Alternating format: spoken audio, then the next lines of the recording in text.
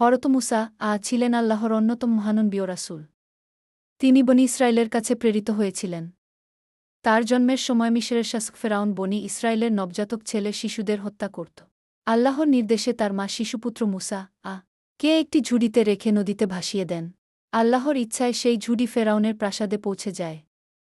ফেরাউনের স্ত্রী আসিয়া শিশুটিকে লালনপালন করেন। বড় হওয়ার পর মুসা মাদিয়ানে চলে যান এবং সেখানে কিছু বছর অবস্থান করেন। পরে আল্লাহ তাকে নবুয়ত দান করেন এবং ফেরাউনের কাছে তাওহীদের দাওয়াত দেওয়ার নির্দেশ দেন। মুসা তার ভাই হারুন কে সঙ্গে নিয়ে ফেরাউনের কাছে যান। ফেরাউন অহংকারবশত সত্য গ্রহণ করেনি। আল্লাহ মুসা কে বহু মুজিজা প্রদান করেন। এর মধ্যে লাঠি সাপে পরিণত হওয়া এবং হাত উজ্জ্বল হয়ে যাওয়া অন্যতম।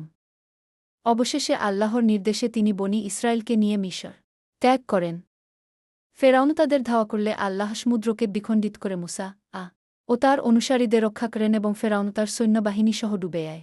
হরত মুসা তার জীবনের মাধ্যমে ধৈর্য, সাহস, আল্লাহর উপর ভরসা এবং সত্যের পথে অটল থাকার শিক্ষা দিয়েছেন।